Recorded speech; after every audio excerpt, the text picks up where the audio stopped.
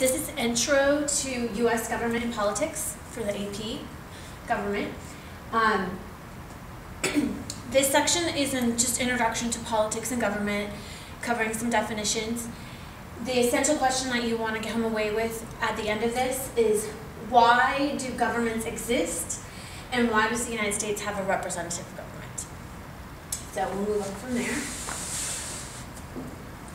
So first thing, this is a U.S. Government and Politics class. So what is politics? Politics is the process of resolving conflicts and deciding who gets what, when, and how.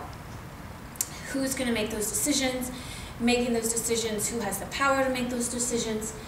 It's usually becomes a struggle over the power or influence within an organization or group that grants or withholds benefits and privileges. So the ones that are in charge of making decisions, like all the decisions we talked about in economics, it's that struggle for the power and the influence, who's going to have the power, who's going to decide, how are you going to make the decisions, that kind of stuff. So, and just so we're clear, politics can happen in any organization or group.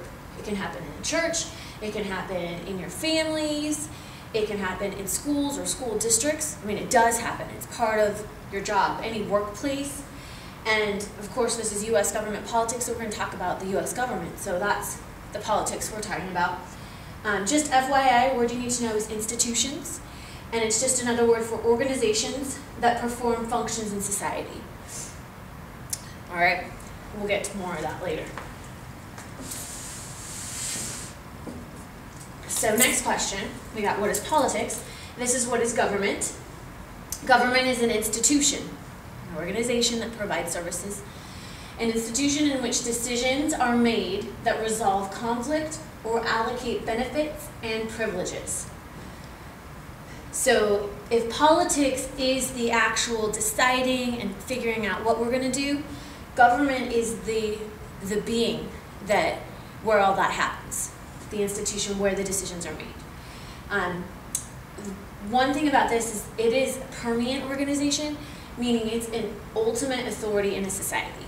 So the local government in Grand Terrace, or the state government in California, or the U.S. government, they are the ultimate deciding factor, the ultimate authority. The church doesn't get to decide what to do for all churches or all the people in Grand Terrace. It's the local government that decides that stuff, or California, or U.S. All right, the purpose of government, mainly just remember the purpose of government is to provide security. If we don't have rules and laws and a method for coming up with decisions and solving disputes, then the theory is we'll have chaos. You think about those movies like Purge or stuff like that, there will be murder, there will be theft, and if we don't have the rules. So we need to have some organization that has authority to make the rules and enforce the rules. So security. And one other thing that most governments have nowadays is, or their purpose is liberty. Because we can have security. If you look at Stalinist Russia in the 30s and 40s and 50s, they had security. There was nobody going to come in besides the government and take their stuff or murder them or whatever, but they did not have liberty. And so that's become an important role, and if we look at what the Founding Fathers decided for us as a nation, that was something that they really were looking for, as well as security. So liberty in some governments, most governments now. All right, and then what does a government need in order to perform its duties? It needs to have authority, and it needs to have legitimacy. Meaning it has to have the right to rule, it has to have people believe that it's allowed to rule, and it has to be able to enforce decisions.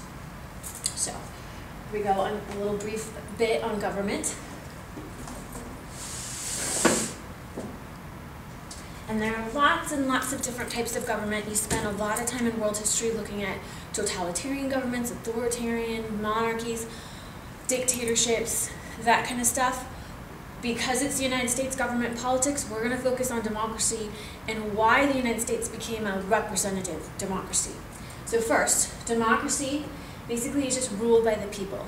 That authority and legitimacy that the government has comes from the people.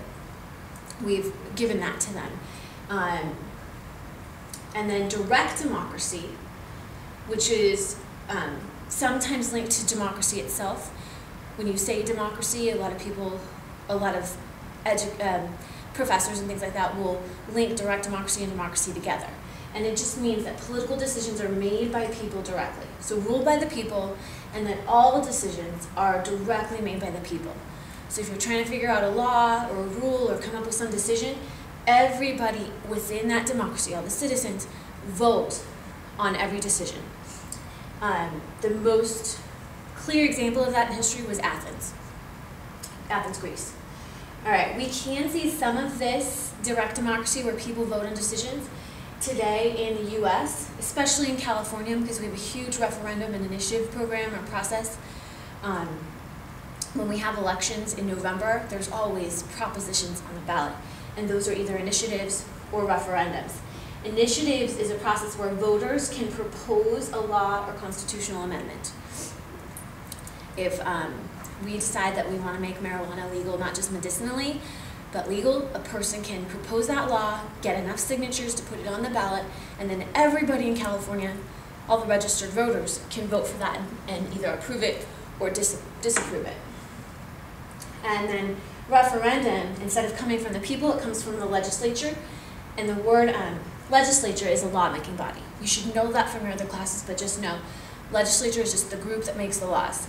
So if the state legislature or the governor want a bill to be approved by the people instead of just themselves, they'll pass a referendum and it'll become a proposition on the ballot, and then again, everybody gets to vote for it, to approve it or disapprove it.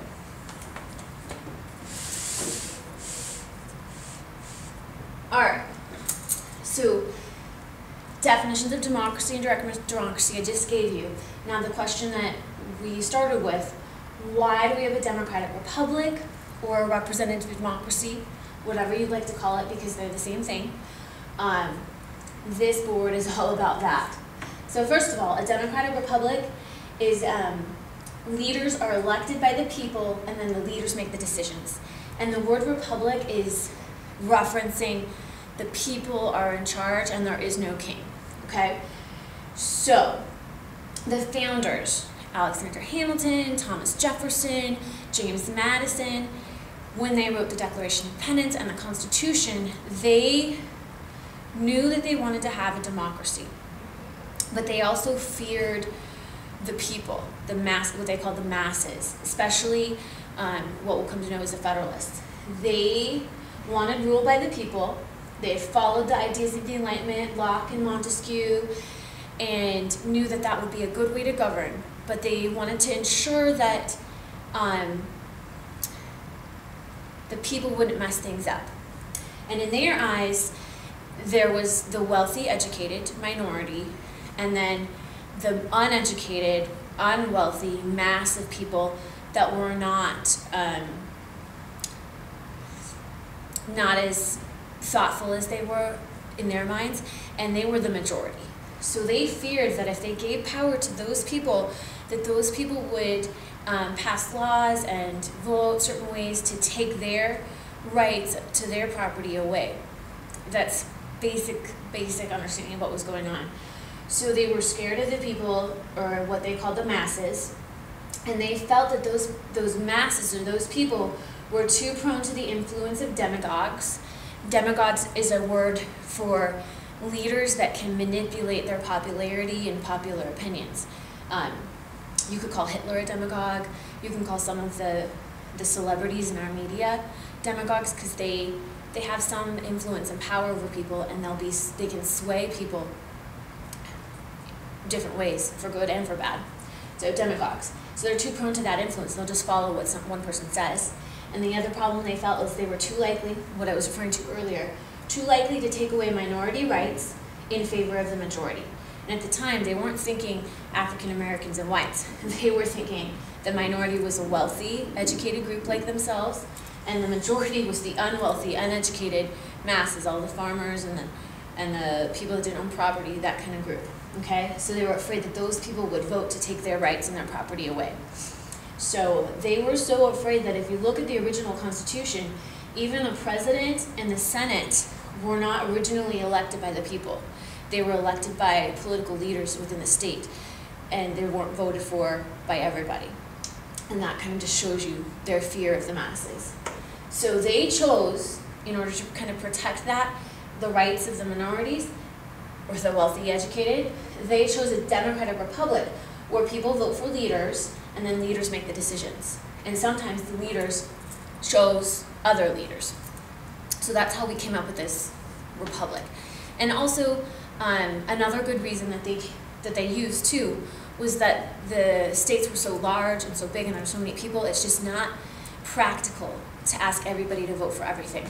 So I mean, that's a good and valid reason, but you also got to know this reason too. Okay. All right, so the United States has a democratic republic or representative democracy. They're the same thing. The only difference is that when you use the word republic, you're saying no king. So when democracy and the democratic republic spread around the world and went to France and England and those places, they kind of changed the term to representative democracy because England did not want to give up their king, and they were kind of offended, I guess, if you will, of this word republic. So they started using this word instead. So they said we have a representative democracy, but it's the same thing. And just to be clear, there are certain ingredients needed to have a democratic republic or a representative democracy, and these are some of those things. You need to have universal suffrage. You need everybody to be able to vote. And to be fair, the United States did not have this in our history. African Americans couldn't vote, white males without property couldn't vote, women couldn't vote in the beginning, but over time, it's happened that we have those rights. But you need universal suffrage. You need people to be able to vote and choose their leaders.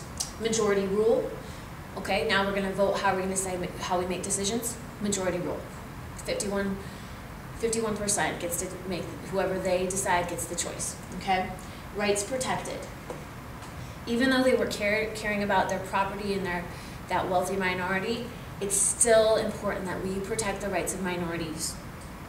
If we look at history, recent history, we have to have majority rule, but within that we have to have certain rights and privileges protected. Okay, and then a free press.